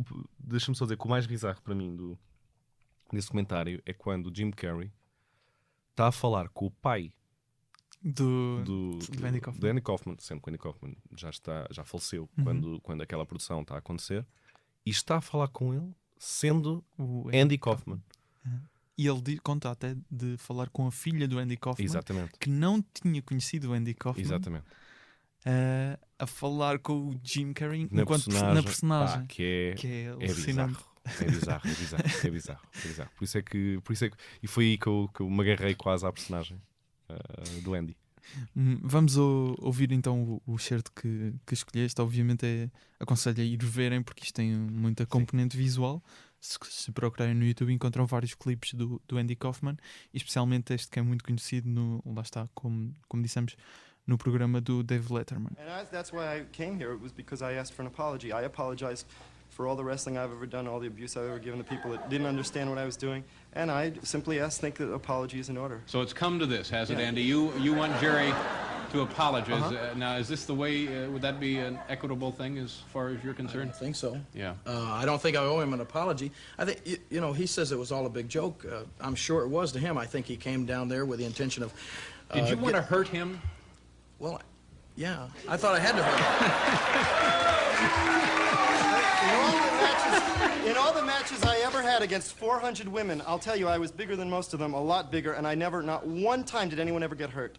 I never had to prove anything. I never had to hurt. I was always very gentle with everybody I wrestled. It's something that I take very seriously. It's the way I make my living, and he comes in making a joke out of it. He did it all for publicity. That's why he's still wearing, I don't know if it's a neck brace or a flea collar. I mean, I'm sure it would hurt, but you don't need it this long. I was in the hospital. He's milking it for every bit of publicity he can get. That's all he's doing. I had to spend 3 days in the hospital in traction, and I was given this neck brace in the hospital. It's a very real neck brace. It's a real thing, and it's something. It's been 5 months ago.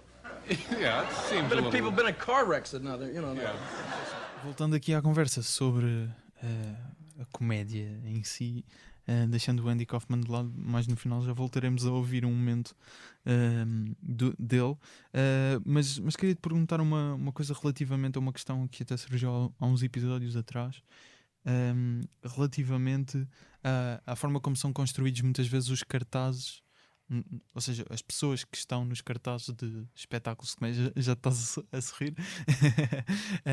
Não sei se ouviste ou sabes a que é que me estou a referir. Não sei. Mas foi no episódio com o Joel, ele levantou um ponto que me parece pertinente, que referindo-se ao cartaz do Ajuntamento, que foi o espetáculo, obviamente nestas condições de restrições em só os espetáculos, mas basicamente era um espetáculo com o Raminhos, o Nilton, o Guilherme Duarte e o Hugo Sousa. Calculo que tenha sido para teste, obviamente. O Hugo Sousa vai ter agora inclusive um solo. Todos os outros acredito que também tenham aproveitado para ganhar rodagem depois de estarem parados. Mas o que é que leva? Obviamente isto é um conjunto de várias agentes e produtoras, mas porque é que este cartaz faz sentido para ti? O juntamento fez-nos sentido porque sabíamos que íamos estar muito tempo parados. Havia necessidade de testes. Na altura, eu e o Guilherme não sabíamos quando é que ia ser a tour dele, porque estávamos todos meio em... Não digo pânico, porque estávamos expectantes de saber o que é que ia acontecer. E sim, acho que era uma maneira de estar com o pessoal que admiramos e o pessoal com quem já trabalhámos todos. Tanto eu como o Guilherme, até em separado, antes de juntarmos forças, fazia-nos todo o sentido. Irmos, e acho que é uma coisa que deve ser feita mais vezes e que não é. Ou seja, acho que eu disse isto há uns anos, numa entrevista ou num podcast também qualquer, que o problema é que ainda funcionamos todos muito por grupos. Temos os grupinhos. E eu faço parte deste problema também.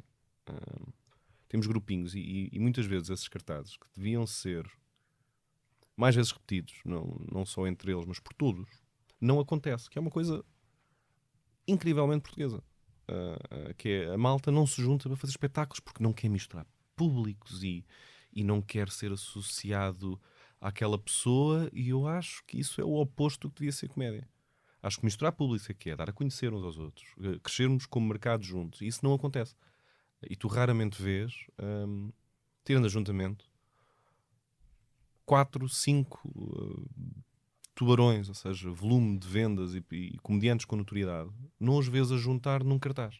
Não quer dizer que não se juntem no Maxime ou no extinto Lapo, mas é não anunciados, é não com venda de bilhetes. Mas eu acho que o ponto aqui era, sendo 4 nomes já completamente estabelecidos e que esgotam salas por eles, porque não num espetáculo desses, sendo que obviamente querem testar, querem voltar aos palcos, porque não incluir, por exemplo, jovens comediantes? Não sei responder isto. Simplesmente porque não aconteceu. Porque eles tinham, ou seja, falou-se disso, propôs-se isso. Sabes que o facto também de serem 4 pessoas a vender é bom, mistura públicos e não te está a gastar a imagem, não te está a gastar a tua força de bilhetes para espetáculos onde realmente é só tu e que depende só de ti para vender, simplesmente porque não aconteceu. Ou seja, não há um motivo para isso. Não é porque pensámos que o espetáculo seria melhor assim ou não queríamos arriscar. Era uma questão de... os artistas falaram, depois os agentes falaram, ou seja, quase 2 equipas distintas. Não surgiu essa oportunidade. Por uma questão também, mais de 4 pessoas seria estranho. Seria muito.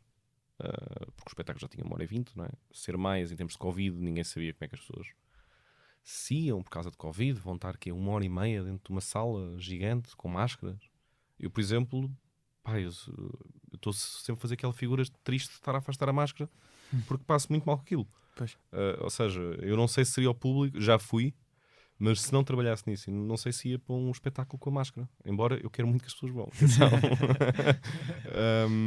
Por isso não tenho uma resposta para isso. Simplesmente acho que é porque não aconteceu, porque não se proporcionou. E eu acho que até, não tenho a certeza, mas até acho que eu e o Joel tínhamos falado sobre isso.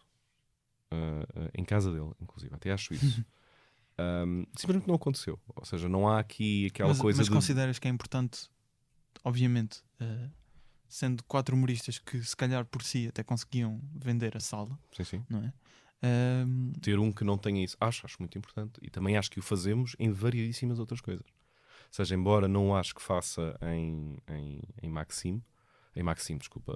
ajuntamento, que não o tenha feito em ajuntamento, também acho que já o fizemos em outros diferentes espetáculos. Se calhar não numa digressão, mas em espetáculos soltos. E neste caso, voltando a falar do mesmo, que é o Guilherme, dá muita voz e dá muita oportunidade. O Maxime é criado para isso.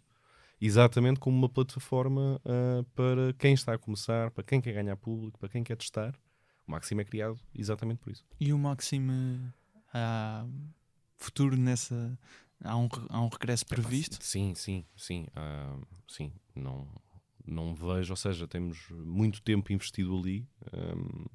Tenho um gosto especial àquilo. Aquilo aconteceu por sorte, ou seja, eu não sabia que o Maxime já estava a funcionar, ou seja, o Maxime, sala mítica na altura do Manuel João Vieira, não sabia que o Maxime estava a acontecer, eles contactaram-nos por causa de uma outra coisa e a partir do momento que aquilo acontece agarrámos logo e tentámos logo fazer aquilo. Um comedy club que ainda há coisas a melhorar e é uma coisa que já temos planeada. Há uma data prevista, não sabemos se vai acontecer ou não. Mas sim, okay. Maxime, a não ser que alguma coisa corra horrivelmente mal, está nos nossos planos regressar sempre. Sim. Agora é com a abertura ou mais tarde? Não para já, não. Não para já porque tu agora, assim, imagina que o Covid acaba amanhã. Eu não vou competir com o verão. Eu não vou competir com a vontade das pessoas de não estarem fechadas. Porque neste momento a maior vontade das pessoas é não estarem fechadas. Ou seja, eu não quero competir com isso porque não entro numa competição para perder. Maxime vai voltar, se tudo correr bem, espero, quando nós acharmos que há condições e mesmo lotações a 100%, tudo isso, sim. Como já referimos durante o primeiro confinamento, aliás não estávamos em confinamento, mas foi no verão de 2020, portanto em plena pandemia, criaste a setlist com o Guilherme e o Henrique. Não me estou a esquecer ninguém, não. Yeah. Achas que, obviamente, regressaste aos palcos ontem, depois deste segundo confinamento, mas apesar de tudo, a comédia conseguiu safar-se bem a estes dois confinamentos? Não sei, imagina. Falando de nós, que é, embora não tenham sido tempos fáceis para ninguém, ninguém, muito menos com salas de espetáculos fechadas e igrejas abertas. Sim. Ou seja, tempos duros, a criação de uma empresa, com tudo o que isso implica. Acho que, falando de mim e de nós, Setlist, dos nossos agenciados e parceiros, que se não voltarmos a fechar, se não voltarmos todos para casa fechados, acho que conseguimos sobreviver e triunfar e overcome disso. Acho que sim. Pelos outros, não sei, espero que sim, honestamente. Ou seja, porque um crescimento do mercado era bom que os operadores de mercado se mantivessem todos, para continuarmos a crescer. Durante o confinamento também senti, da perspectiva de consumidor, que vários projetos na internet, redes sociais, continuaram estáveis, outros surgiram, como por exemplo o Dr. G, que teve bastante sucesso, pelo menos em termos de visualizações. E mesmo depois temos o anúncio do novo Comedy Club, que é uma aposta boa para o meio. Temos o anúncio de vários espetáculos, acredito que poucos tenham sido cancelados, alguns, a maior parte talvez adiados. E vemos agora também vindas a Portugal de comediantes estrangeiros, de quem a seguir até já podemos falar um pouco.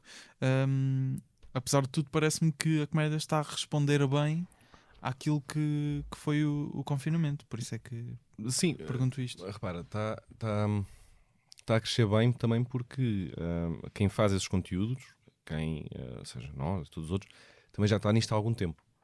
Ou seja, de alguma maneira já tinha amealhado o suficiente, tanto experiência como a níveis monetários, para poder investir em novas coisas, mesmo quando não há income. Ou seja, acho que o duro não é para quem já cá estava consolidado, é para quem estava a começar e para quem tinha um caminho traçado para isso.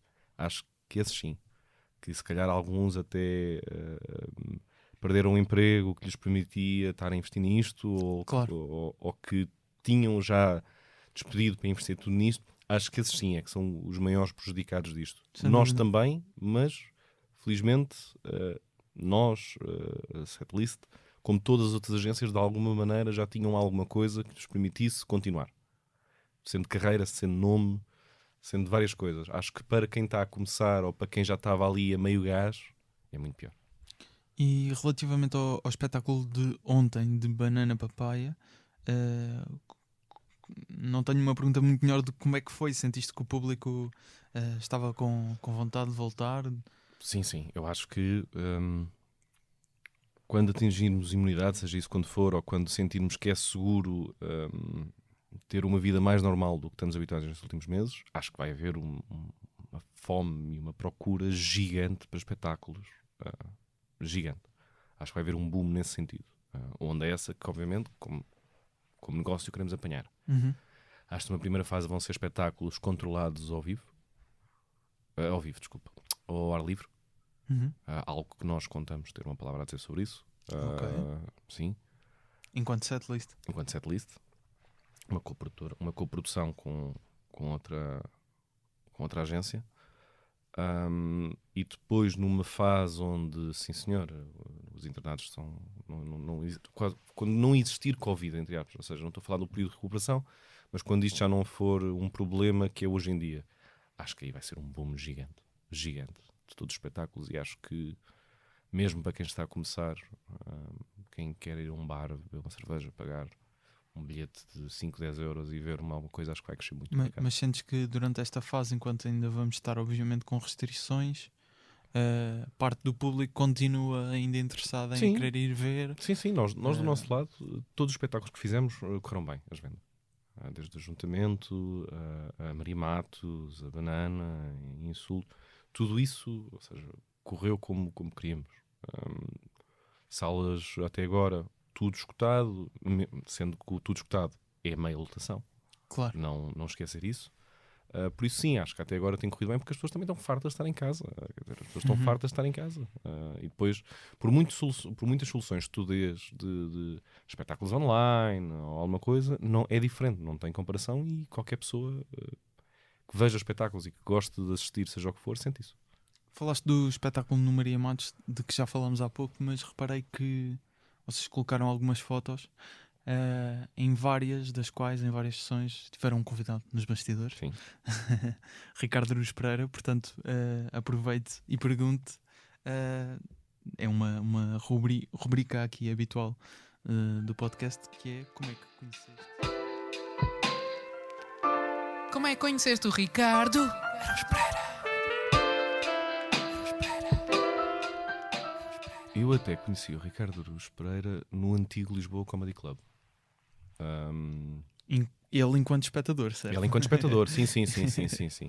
Ou seja, eu não me recordo qual o espetáculo. Mas até acho que possa ter sido Prozac. Pedro Durão, Paulo Ferreira, Miguel Neves. Forte. Tenho essa ideia. Não tenho certeza do que estou a dizer. Mas tenho essa ideia. Ele foi, eu na altura, ou seja, o Teatro Vilaré e o Lisboa Comedy Club eram a mesma coisa, eram a mesma empresa que geria os dois. Uhum. A já extinta cena de eventos. E eu, ou seja, eu estava no Teatro Vilaré e a Daniela, que na altura trabalhava comigo, mandou-me, não sei se foi por rádio, se foi por mensagem, a dizer: está cá o Ricardo Aruz Pereira. Algo que eu pensei, obviamente, que era um engano.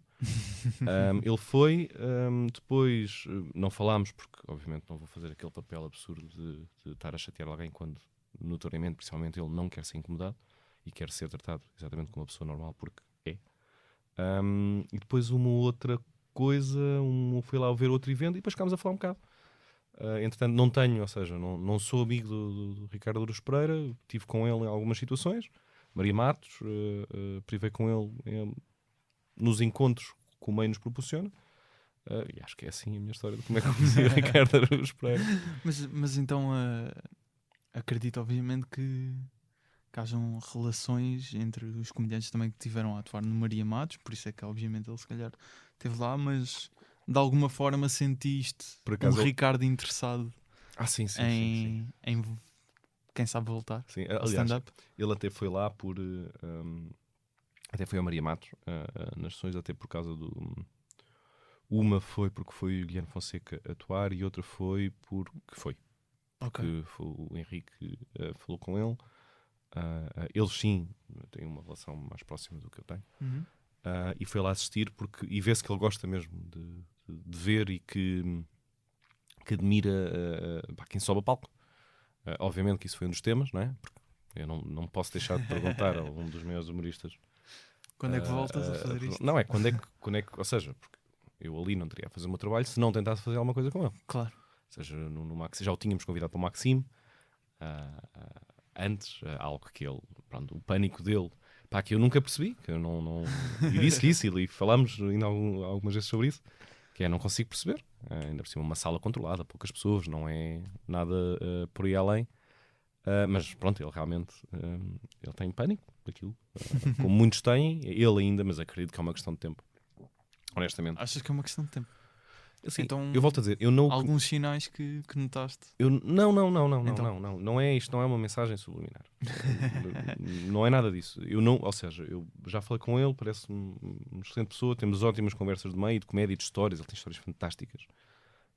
Não o conheço e não sou amigo dele profundamente. Agora, diria que alguém que faz humor, ainda por cima ao nível exímio que ele faz, vai querer fazer também, por uma questão de quase de checklist.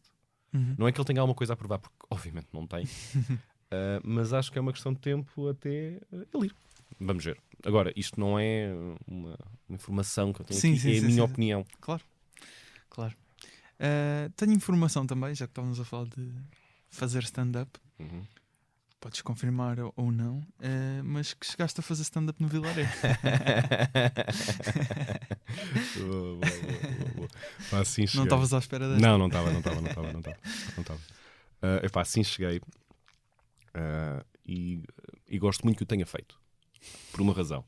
Na altura, ou seja, Banco Produções, 9 anos atrás.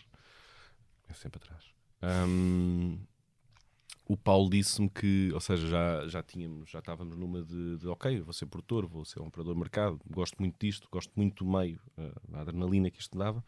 Ele disse, acho que era muito importante subir a palco. Ou seja, não vais fazer o curso, não vais ser um aluno, nunca é por aqui que tu vais, ou seja, nunca foi esse o plano. Ou seja, eu nem sequer escrevi o texto. Então? Escreveram por mim, alguém escreveu, não faço a mínima ideia quem. Talvez, provavelmente, o Paulo, diria. Que era importante eu fazer, era importante eu sentir o que o humorista sente. E faz sentido. E hoje é uma coisa que até hoje eu me recordo disso. Ou seja, exatamente como é que eu me senti. O medo, a perna a tremer, a mistura de borrado de medo com adrenalina, a saída de palco, é algo que, numa proporção muito pequena, mas que eu sei exatamente o que é. E isso permite-me ser melhor do meu trabalho. Okay. Por isso, sim, gosto de quase ter feito... numa perspectiva de investigação. Sim, imagina, como mecânico da Fórmula 1 já ter conduzido o carro. É importante saber o que é que o humorista sente para quando ele sai conseguir perceber melhor o que é que aconteceu. Agora, isto é uma escala muito pequena, porque atuar para 200 pessoas não é a mesma coisa que ter um sol em meu nome. Percebe? Claro. Ou seja, sabendo sempre a diferença de realidades, mas é uma coisa que não falo muito, motivos óbvios. Mas correu bem, não correu bem? Corre sempre bem porque é um público escolhido a dedo, são amigos de amigos e o pessoal sabe o que é que está ali para ver. Foi numa gala da Bang, então? Foi. E foi na sala principal do Vilaré? Ou foi no foyer. Foi no foyer. Cheíssimo, muito mais do que devia, que era um dos problemas do foyer. Bons tempos. Certo.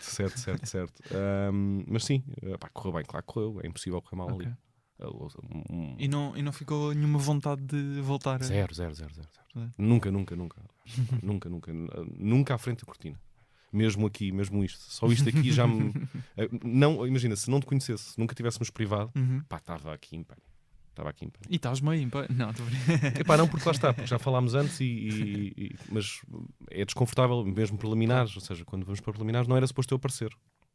Tu acho que dizes isso, inclusive, certo, não era essa a ideia, só que depois aquilo deixou de ser um documentário sobre a estrada e passaram a ser 4 amigos meio alcoólicos a curtir, que eu fiz, preliminares. Queria recuperar também um tema que já mencionámos aqui ao de leve. Neste caso trabalhaste como programador e produtor no antigo Lisboa Comedy Club. No último episódio com o Hugo Rosa ouvimos aqui algumas histórias relacionadas com a gestão do Lisboa Comedy Club. Ainda não ouvi, mas agora, ainda não ouvi o do Hugo, mas tenho de ouvir. E neste caso o Hugo diz algo como ele acredita que os comediantes foram perdendo a confiança no Lisboa Comedy Club devido à má gestão do espaço ao longo do tempo. Achas esta crítica justa, tu que trabalhavas lá? Acho até demasiado simpática. Sendo o mais honesto possível, é uma maneira muito bonita de dizer que algo correu mal muito rápido. Eu também não queria trazer as declarações mais polémicas. certo, e bem. Mas- Muito resumidamente, porque acho que o Lisboa Comedy Club agora tem nova gestão, um novo espaço, e acho que isso é que deve ser o foco. Uhum. E para não prolongar sobre o antigo, o que eu te posso dizer é: tenho muito orgulho de ter feito parte disso, apesar de ter sido um Titanic. Fracassou redondamente, arranca, ou seja, isto na altura coincide com a minha entrada é o meu primeiro projeto como cena de eventos. Uhum. Eu entro, eu e Pedro Leite, na altura, falamos sobre isso, decidimos avançamos com uma verba e uma ideia de equipa. Obviamente não correu como nós queríamos, mas mesmo assim o lançamento, diria que o Comedy Club estava a 70% como nós tínhamos pensado ficar. Arranca muito bem. Obviamente que as coisas ficam... Descambaram. Não, obviamente que as coisas ficam a ser lembradas pelo mal. Claro. E faz parte. E infelizmente, é o nosso trabalho isso. Mas arranca mesmo muito bem. Com uma boa programação, com todas as pessoas lá, com todos os humoristas lá. Espetáculos a esgotar tudo. 150, 120 pessoas a esgotar tudo. E quando eu digo tudo, é alguém completamente desconhecido do público a esgotar. Sala cheia. Depois, falhas de gestão, coisas demasiado bizarras para poder mencionar aqui por uma questão de profissionalismo com quem trabalhei e para quem trabalhei, principalmente. Quanto tempo é que dirias que ainda funcionou? 3 meses. 3 meses. Sendo que esteve aberto 1 ano. Teve aberto... Chegou a 1 ano? Sim, 1 ano e poucos Sei que dias. abrimos em dezembro, 14. Dezembro e fecharam em ideia. dezembro também. Ok, sim. Eu no fecho já me tinha demitido. Ou seja, já não estou presente no fecho. Mais ou menos em que altura é que sais? Depois de férias para agosto. Ok. Por vários problemas. Não concordava com a visão. Pronto, não me vou prolongar muito. Uhum. Por respeito a quem trabalhei. Acho que todas as pessoas, o Rosa, tu próprio, bem off, sabes o que aconteceu. Tenho orgulho de ter feito aquilo. Fracassou redondamente, com prejuízo para muitos colaboradores. Para muitos colaboradores que lá estavam. E mesmo alguns artistas. Incluindo para ti. Para alguns colaboradores e incluindo para alguns artistas. Ou seja, tenho de perguntar só para também deixar claro se é isso que estás a referir. Neste caso, o Hugo Rosa, no último episódio, até referiu situações de dívidas, inclusive ele mencionou a dele. Correto. Corroboras que isso aconteceu. Completamente. De facto. Sim, era... a última coisa que tenho a dizer sobre isso é que, sobre o antigo, é que havia dias, que aquilo... Ou seja, se fosse uma série, então a gente dizia que isto não podia ser. Coisas que, Um espetáculo do Andy Kaufman. Um espetáculo do Andy Kaufman. Uma produção do Andy Kaufman, mesmo. Eu ontem estive no Vilaré com pessoas da equipa com quem eu trabalhava, a relembrar quase Vietnã, sabes? mesmo, coisas bizarras, absurdamente bizarras, mas que, por respeito Claro. a quem estava à frente daquilo, que não vou contar, o que posso dizer, e sim, não é segredo nenhum, houve muita gente a ser prejudicada dali, e é uma pena que assim tinha sido, podia facilmente ter sido bem sucedido. E quando eu digo facilmente mesmo, muito facilmente, foi preciso muita qualidade na incompetência que se tem para aquele Comedy Club falhar. Então achas que este tem tudo para correr bem? Sim, Voltando o foco. Sim, Foco para sim, o acho novo. que sim. E comediantes da setlist vão estar lá a atuar? A setlist quer trabalhar. A setlist quer trabalhar com toda a gente que queira também trabalhar. Não há absolutamente ninguém neste meio, ou quase ninguém neste meio, que a setlist não trabalhe. Porque nós queremos trabalhar. Ponto. Queremos fazer as coisas bem. E acho que o novo Comedy Club, eu já tive o prazer de lá estar, acho que tem tudo para ser muito bem sucedido, e acho que vai ser, e em tudo que nós pudermos ajudar, desde que seja um negócio, e um bom negócio, porque tudo isto é negócio, por muita boa vontade que se tenha, há que trabalhar. E quando eu digo um bom negócio, nem sequer tem de ser a melhor condição monetária, porque temos de ter noção que a sala é pequena e que é um projeto novo e que está a começar. Mas espero, porque necessitamos disso, E necessitamos de um comedy club de raiz. Máximo uma sala onde faz noites. Mas não é um comedy club de raiz. Uhum. Isto é, e espero que tenha todo o sucesso. Uma questão relativamente a isto, falei um bocado disto com a Luísa, que era muitas vezes ela, enquanto produtora e criadora das line-ups e etc., das noites, tinha de definir. Ela disse que teria de fazer esse trabalho de definir bem em que noites é que quem é que atua, que tipo de comediantes é que estão naquela noite, porque muitas vezes pode não fazer sentido ter comediante A e comediante B na mesma noite. Sim. Isso também é algo que trazem atenção quando a tratar de levares lá comediantes teus, exatamente quem é que atua nessa noite. Isso é uma questão que faz sentido ter? Depende. Depende muito. Depende muito. Sim, é assim. Porque muitas vezes, pronto, sendo bastante claro sobre isto, há muita ideia de, se calhar, certo tipo de comediante com o qual X comediante não se identifica, não querer estar associado. Acho que, fundo. assim, uma coisa... Eu não concordo com isso, numa regra geral. Eu não concordo com isso. Ou seja, uma coisa é... imagina, eu tenho uma sala minha, eu tenho um espetáculo meu, e eu não te quero convidar porque eu não me identifico contigo. Isso faz parte. Ou seja, tu tens de partilhar palco com quem te sentes confortável. Outra coisa é seres 100% perentório quando dizes eu não atuo porque este X vai lá. Eu percebo, muitas vezes também já fiz parte desse problema, ou seja, também há aqui um pouco de hipocrisia do meu lado em relação a isso. Mas de uma regra geral, não concordo. Uma coisa é se houve quesílias, ou se houve alguma coisa, ou se houve alguma coisa entre a relação tu, artista, com outra pessoa que te impede disso acontecer.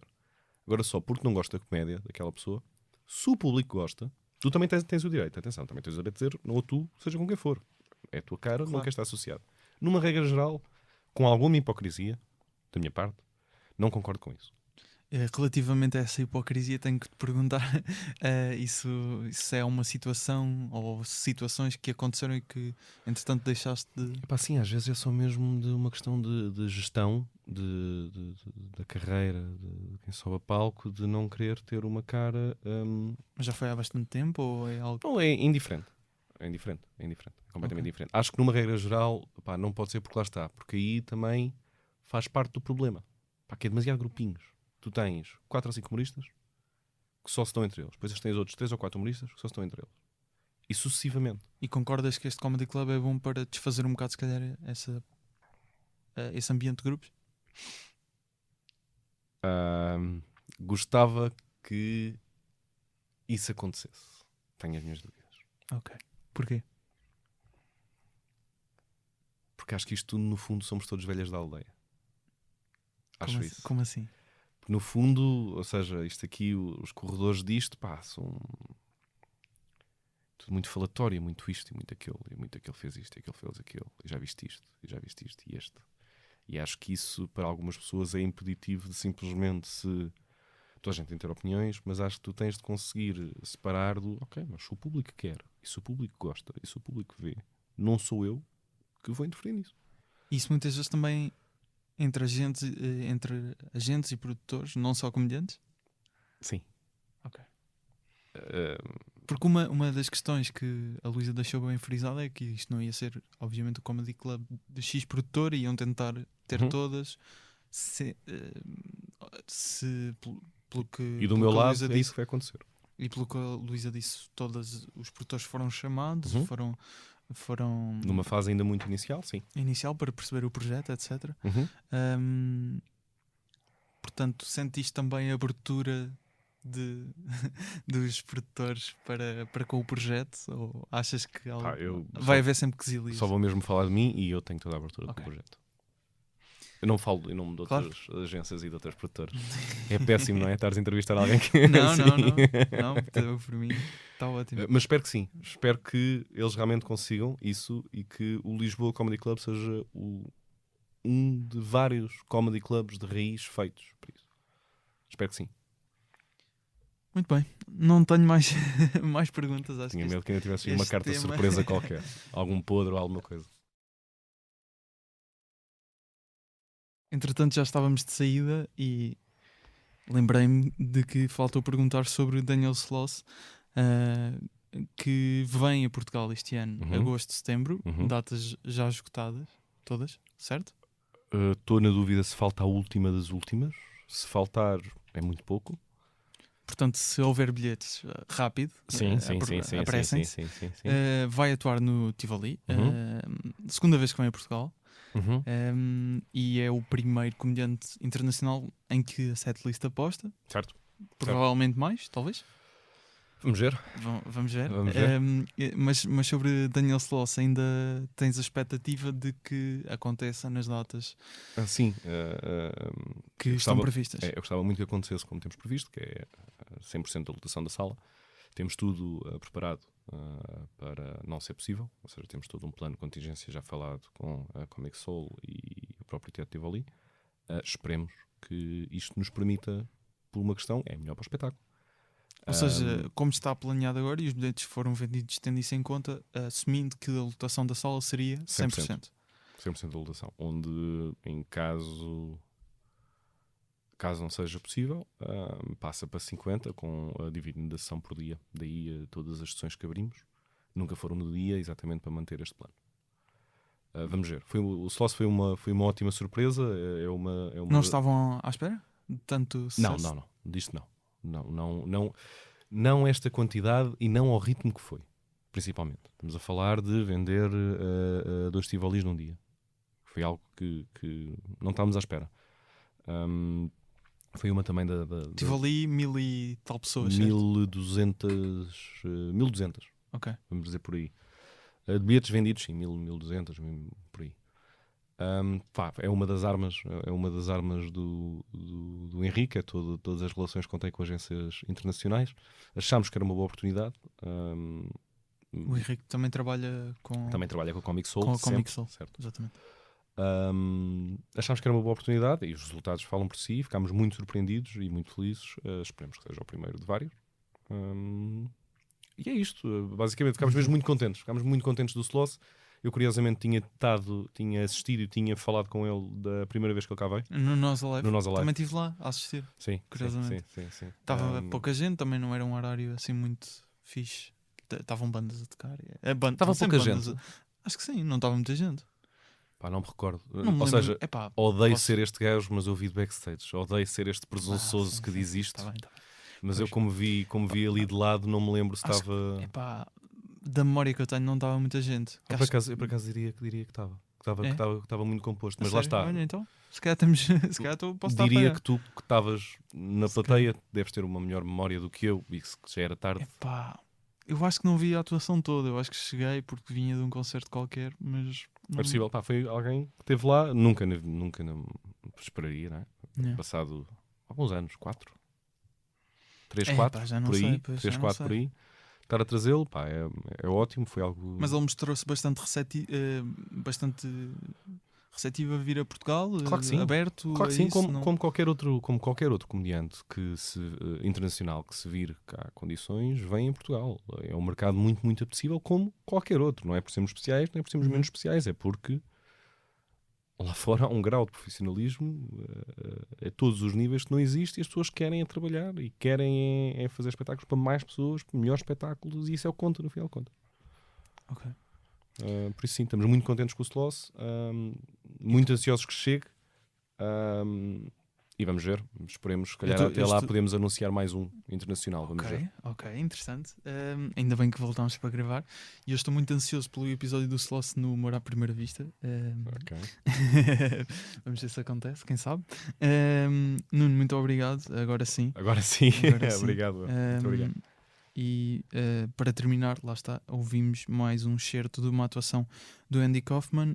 Desta vez fui eu que escolhi. I'm trying to do my best, and I forgot what I was going to do, but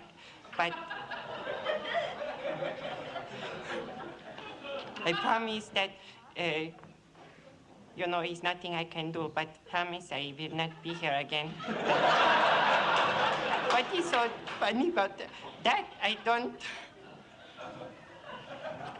know what to do.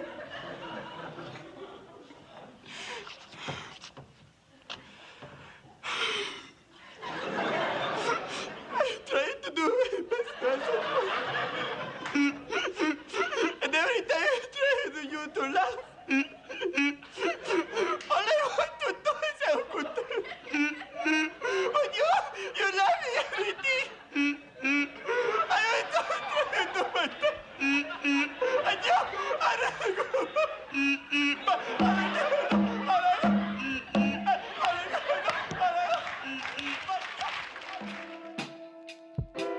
Espero que tenhas gostado. Podes seguir a Setlist no Instagram em setlist.pt, o podcast em humoraprimeiravista.podcast e eu em Gustavo Rito Carvalho. Sou eu que faço a produção, edição e pós-produção de áudio, jingles e genéricos do Ruben de Freitas e do Luís Batista, vozes do Rui Mirama e do Tiago Filipe, ilustração do Nuno Amaral, logótipo do Nuno Amaral e da Vanessa Garcia, fotografias e vídeo do João Pedro Moraes. Obrigado por ouvires, estou aqui quinzenalmente às quintas, até um dia.